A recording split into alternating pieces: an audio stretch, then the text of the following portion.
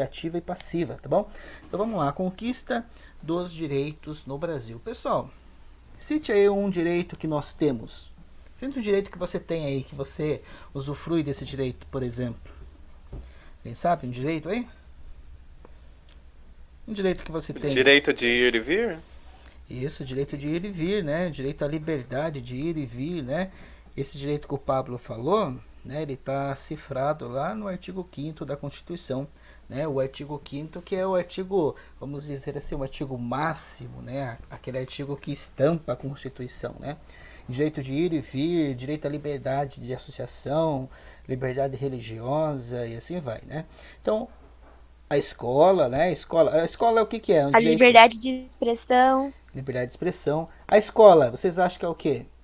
Liberdade, direito civil, social, político, humano. O que que é a escola? O que vocês imaginam? Humano? A escola está também no humanos quando fala lá de defesa da educação, né? Direito à educação tem nos direitos humanos, né? Se a gente for pegar a Constituição Federal, você vai ver que a escola está cifrado no artigo 6, né? Que é um artigo social. Está falando de escola, bem-estar, lazer, né? Um direito social, certo? A Gi falou aqui do Estatuto da Criança e do Adolescente, sim, também uma lei que garante isso. A gente vai ver essas leis especiais, né, que complementam a Constituição Federal nas próximas aulas, tá bom? Natália, quer falar, Natália?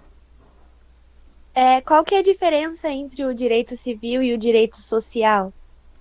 Assim, não é bem uma, vamos falar assim, não é bem uma diferença, porque todos eles estão entrelaçados, né? Os direitos sociais surgiram basicamente por causa dos direitos civis, né? Só que esses direitos, esses outros direitos, eles têm uma especificação, né?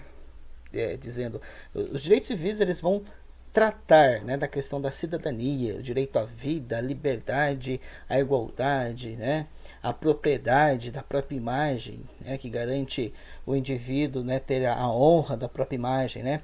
Os direitos sociais são todos os bens sociais que devem ser garantidos, né, pelo Estado, né, vamos falar assim, o trabalho é um direito social, a escola é um direito social, a promoção da cultura é um direito social, né? Então todos eles estão se relacionando um com o outro, certo? É essa visão. A gente sabe que o último direito que surgiu, né, assim historicamente, foi os direitos humanos, que vai englobar todos esses três direitos civis, políticos e sociais, né, que já estavam entrelaçados, né, entre eles. Beleza, gente? Só para iniciarmos então aqui, estão vendo aí, né, conquista dos direitos, conquista da cidadania no Brasil, certo? É um slide que eu achei aqui, de abril de 2016. Primeira coisa, a gente tem que falar aqui sobre a educação, né? A educação no Brasil, né, ela surgiu basicamente aí com os padres que vieram para o Brasil, né, desde o período colonial, que foram os padres jesuítas, né? São padres católicos, né? Então, a partir dessa missão desses padres, né, que a educação começou a, de certa forma, a ser incluída, né?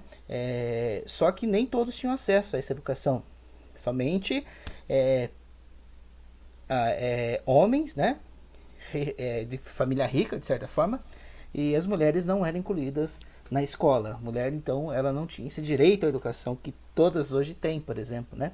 Então, nos países em que a cidadania se desenvolveu com mais rapidez, inclusive na Inglaterra, por uma razão ou outra, a educação popular foi introduzida, né?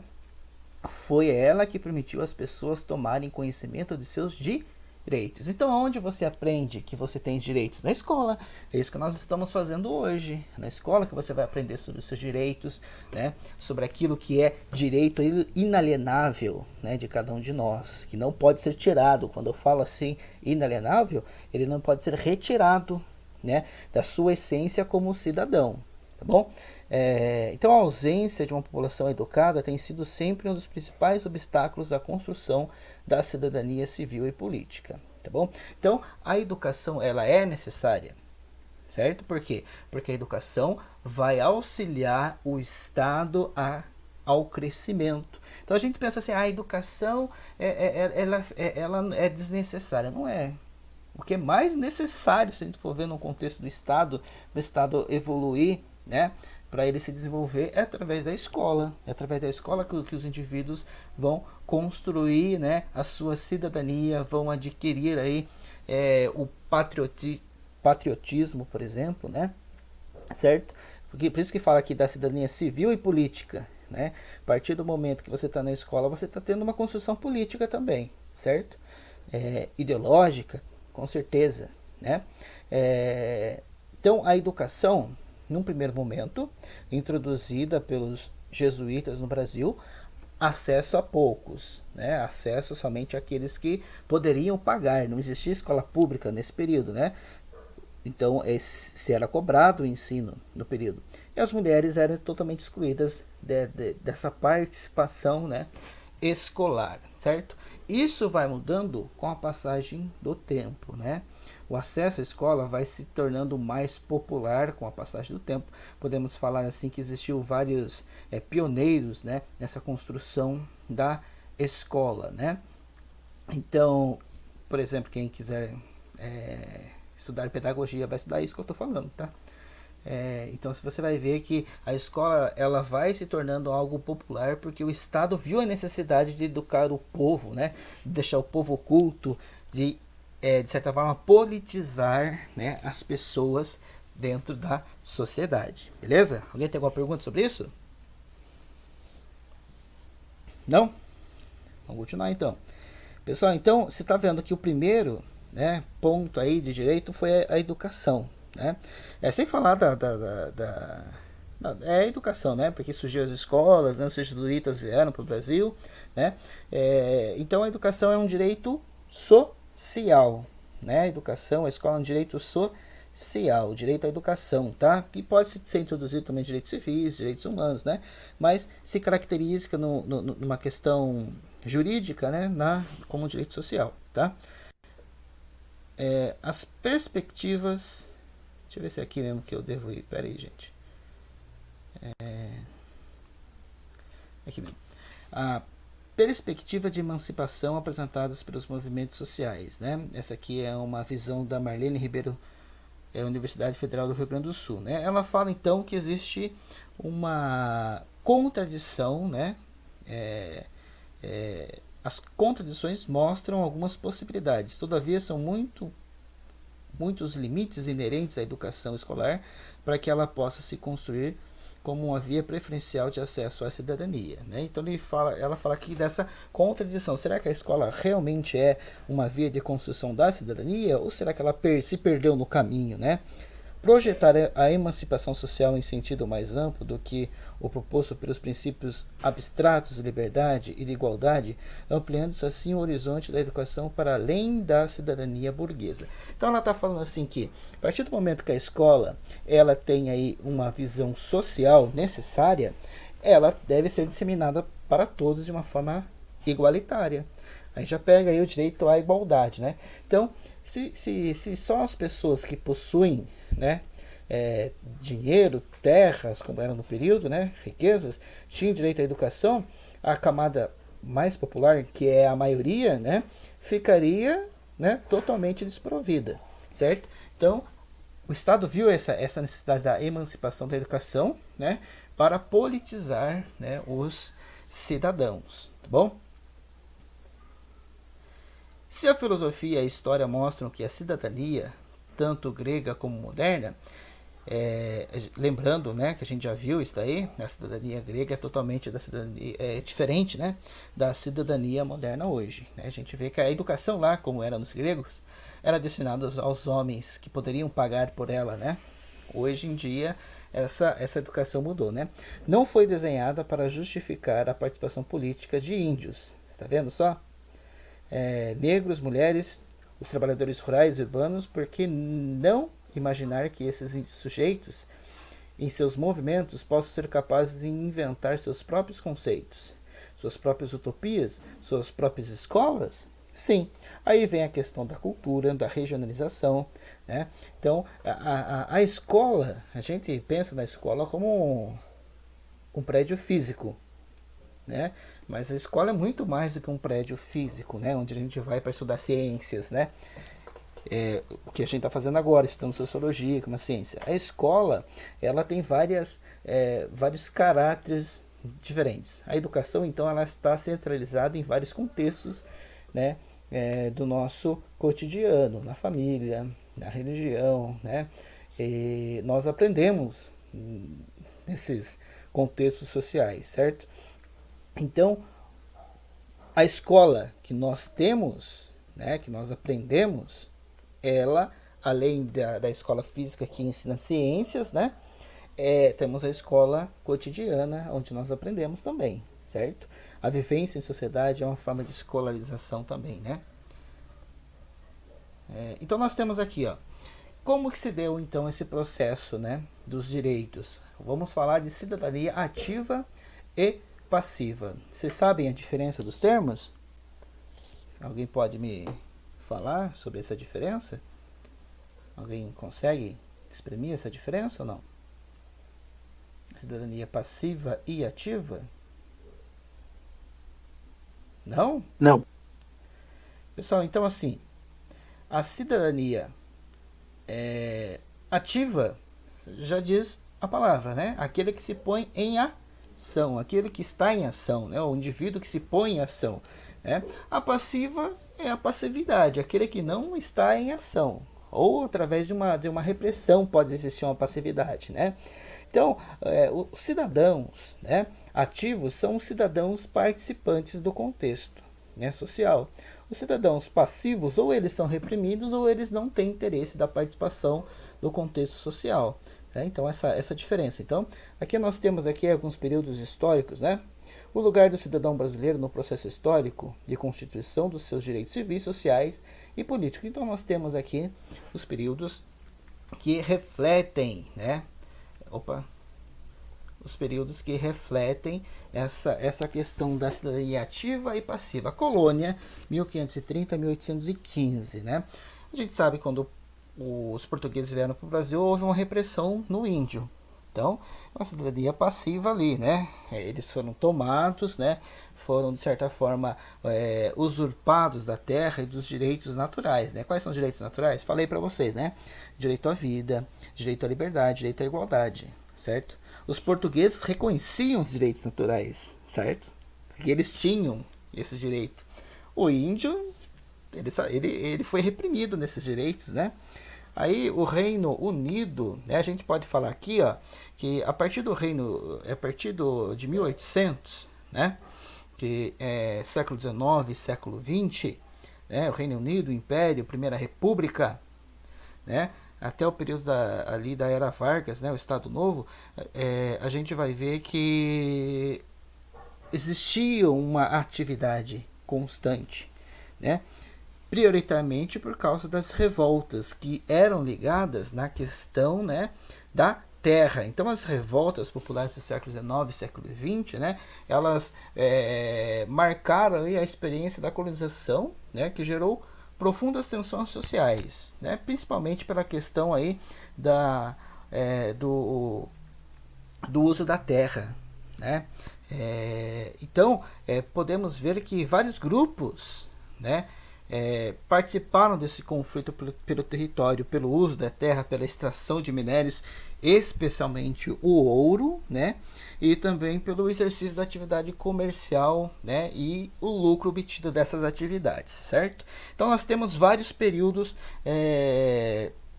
principalmente no século XIX, século XX, várias revoltas, né? Que marcaram esses períodos, né? Eu vou citar algumas delas aqui, só para a gente ter só para ficar mais detalhado, né? Temos em 1832 a 1835 a revolta dos cabanos, né? Que tinha como principal questão a demandas sociais e a libertação dos escravos, a posse de terra na região das matas, né? No sertão de Pernambuco e Alagoas, né? Temos a cabanagem em 1885 a 1840, né, que foi Belém do Pará, né? Principal motivação foi a revolta, né, para as ações do governo da época ali da província do Grão-Pará, né? Certo? Temos também, pessoal, outras revoltas aí que marcam essa questão.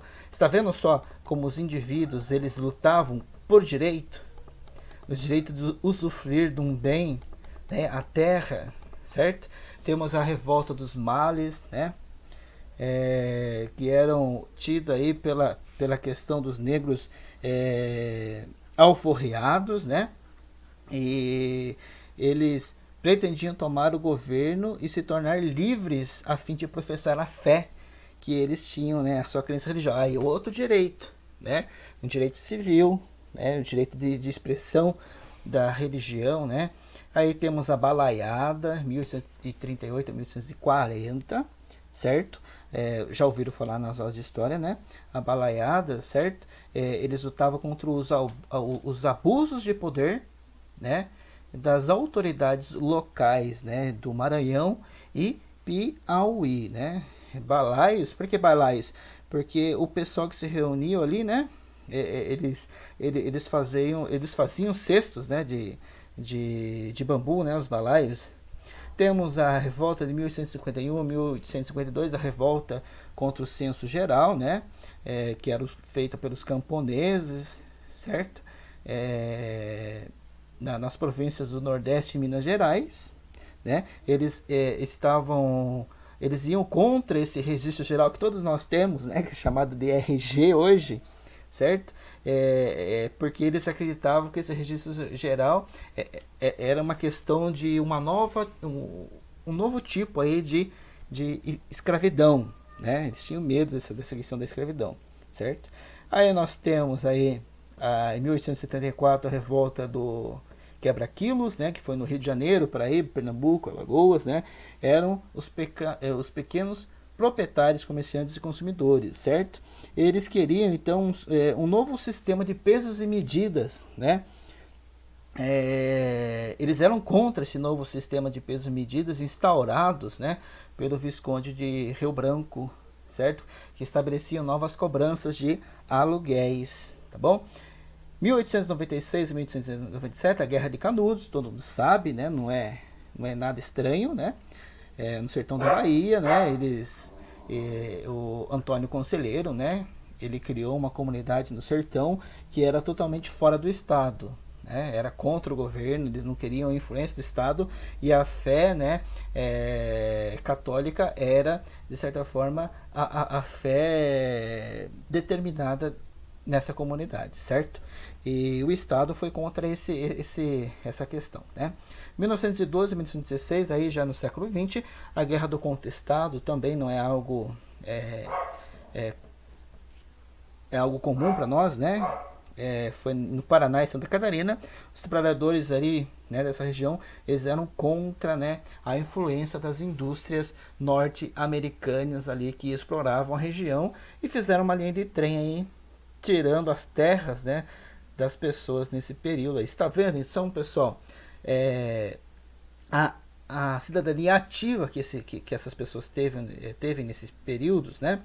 E continua, pessoal. Então, até, como eu falei aqui para vocês no nosso slide, ó, até a Era Vargas aqui, ó, o Estado Novo, a gente vai ver muita atividade da camada populacional, né, contra as ações aí do Estado, beleza? Se eu estiver sendo muito rápido, vocês vão me parando aí, tá bom? 1917, a greve geral, né, os operários paulistas que eram contra aí as leis, né?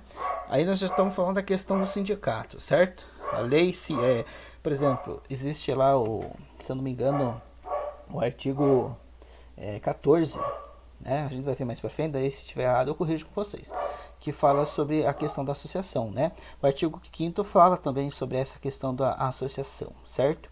Associação sindical, que é importante, né? Então, o Vargas, ele foi um dos principais governantes aí que tentou, de certa forma, auxiliar nessa relação, né, operária, certo? Em 1922 é fundado o Partido Comunista, né? Então nós temos a atuação política aí. 1922, 27, o tenentismo, certo? Os militares de baixa patente que se revoltaram aí, né? Fortalecendo os militares com poder de oposição ao governo. A revolta civil e militar em 1930, né? Nossa cidade é marcada com essa revolta, né? De 30 a 32, que a gente sabe que houve a guerra aí pelo governo, certo? E a Revolução Constitucionalista em São Paulo em 32, aqui, tá, gente? Que marca também, né, essas questões da elite, a classe média e as classes populares. Em 37, o golpe de Estado, né, fechamento do Congresso. Então aí já começou uma situação de repressão política, né, retirada de direitos, certo? Então aqui, ó, daí a partir da Quarta República, 46 e 64, a gente vê aí, né, uma política populista, só que daí cortada em 64 por causa dos militares, tá? Foi tirado do poder João Goulart nesse período aí, né, que era um populista, né? E houve aí a inserção da cidadania reprimida, né? As pessoas eram reprimidas, não tinham direito, como nós temos hoje, direito de expressão, não tinha toque de recolher, você não poderia estar na rua em tal horário se você era preso, você não poderia falar o que você quisesse porque você era preso, né? As músicas eram controladas, né? Aquilo que se passava na televisão era controlado também, certo? Então, a cidadania se tornou passiva nesse momento, né? A ditadura militar, né, de 64 a 85 reprimiu, fechou o Congresso, estabeleceu aí novas leis, né, os atos institucionais, né, tem o número 5 que foi bem repressivo, porque o número 5 reprimia literalmente a liberdade, né, as pessoas não tinham liberdade, né, para se expressar, para ir e vir, né, liberdade religiosa era totalmente reprimida. Aí a nova república, né, que vem de 85, quando se estabelece de novo o Estado democrático, né, surge aí uma nova Constituição, que aí vai garantir o que nós temos hoje. Então, desde 88, né, que foi determinada a Constituição Federal, temos o artigo 5º, certo? Que garante toda essa questão dos direitos civis, políticos, sociais, né? Direito de liberdade, como eu falei aqui para vocês, que caracteriza, né, toda a cidadania ativa, né, hoje, certo? Aí, né, conforme vai passando o tempo, temos outras atividades do cidadão aí, que é a luta pelos estatutos, né? Estatuto da criança, do adolescente, estatuto do idoso, o Código de Defesa do Consumidor, né? Esses estatutos que são leis especiais, né? Pessoal, nós temos aqui então a transição da velha república para o Estado Novo, que foi esse período que eu falei para vocês aí, né? Das revoltas até chegar ao Estado Novo, onde teve essa passividade, né? Houve uma repressão do governo, né? Houve a tomada de poder através do militarismo, né? Como aconteceu com o Getúlio Vargas, tá bom? Então, observou-se um período de intensa agitação política, as revoltas, né? Envolvendo vários grupos sociais distintos, né? Pobres, ricos, né? E assim vai, né? Principalmente pela essa questão da participação política, tá bom? Então nós temos essa relação aqui, gente, ó. Relação entre Estado e cidadão. A participação de vários setores da população em movimento. Então uma sociedade, né, que participava ali do Estado, a sociedade que se revoltava com as ações do Estado, né? Então esse número 1 aí que nós estamos vendo, podemos citar como uma cidadania ativa, sociedade que não que ia contra as leis promulgadas pelo Estado, porque não beneficiava a população em si, mas o Estado. Então as pessoas se revoltavam, agiam através de movimentos sociais aí, né? Aí passando o Estado Novo, houve, né, uma reviravolta. O Estado que reprimia a população, né, através das leis, através de ações militares também, né, como a gente viu na ditadura militar aí, beleza? Então aqui, em qual situação os cidadãos têm mais condição de atuar na modificação das leis? na luta por direitos e na constituição do seu estatuto perante a sociedade. Em qual situação? Situação 1 ou situação 2? O que vocês imaginam? Em qual situação nós poderemos, de certa forma, dar a nossa opinião frente às leis criadas pelo Estado? Na situação 1, onde a sociedade tem voz ativa, né, para falar, ou na situação 2, onde o Estado reprime? Simples, né? Então aí A um. a 1, né? A 1 nós vamos ter aí a nossa voz ativa, né? Onde o Estado ele respeita essa atividade política das pessoas, beleza? Cidadania reprimida, como eu falei para vocês agora de pouco, né? O que acontece quando os direitos civis e políticos são severamente reprimidos? A gente sabe, só a gente lembrar aí do contexto histórico da ditadura militar. Perseguição, né? Morte, exílio. Quantas pessoas foram exiladas aí, né? Por causa de defender uma sociedade Censura. democrática. Censura, isso mesmo, o Pablo falou aí da censura, né? O texto fala assim, então, ó, no que diz respeito ao tema em questão, a cidadania, consideramos de fundamental importância recuperar o contexto vivido por boa parte dos brasileiros na época, a fim de propiciar o contraste necessário entre o Estado democrático de direito que vivemos hoje e a ditadura militar entre 64 e 85 e tanto repudiamos. E devemos repudiar. A partir do momento que as pessoas são perseguidas e mortas, né, por causa de lutarem por direitos, né, aí é uma sociedade totalmente, como que eu posso falar? Uma sociedade doente, né? Como diz o pensador sociólogo Emile Durkheim, né? Uma sociedade anômica, doente, né? Uma patologia social, certo? Então, assim, pessoal, essa cidadania reprimida pode ser uma forma de passividade, tá bom? O contexto social e político vivido na época. Então, temos uns aspectos, né, do período do governo militar de 64 e 85, né?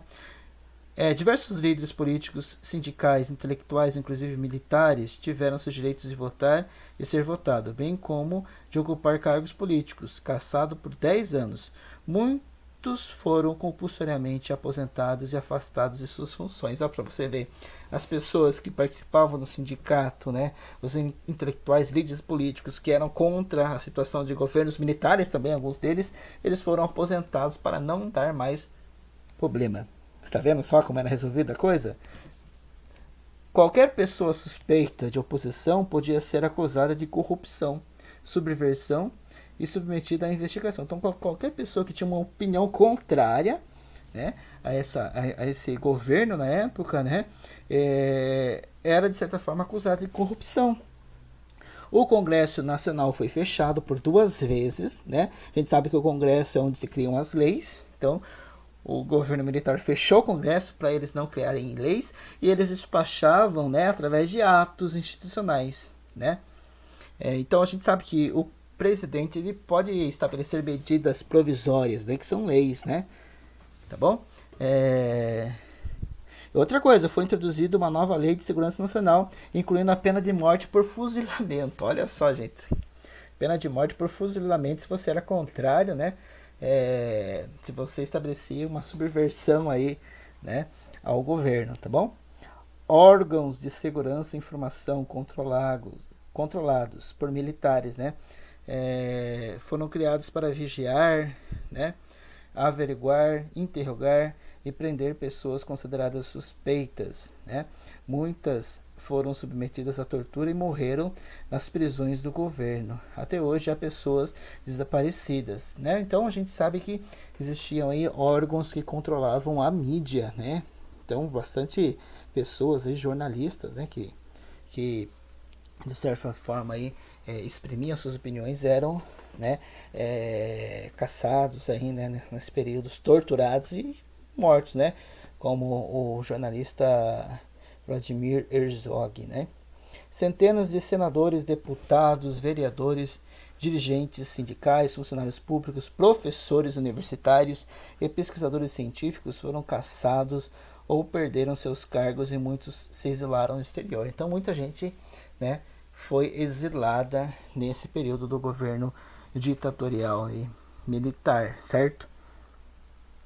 Pessoal, é isso então. Então aí a gente expressou um pouco sobre essa luta, né, dos direitos sociais que nós temos hoje, uma luta aí dura, certo? De muita construção popular, de movimentos popular, né? Teve muitas mortes aí, como você pode ver, né, pela conquista desses direitos que nós temos hoje, civis, políticos, sociais e humanos, né? Então esses direitos eles são fundamentais na nossa vida, tá bom?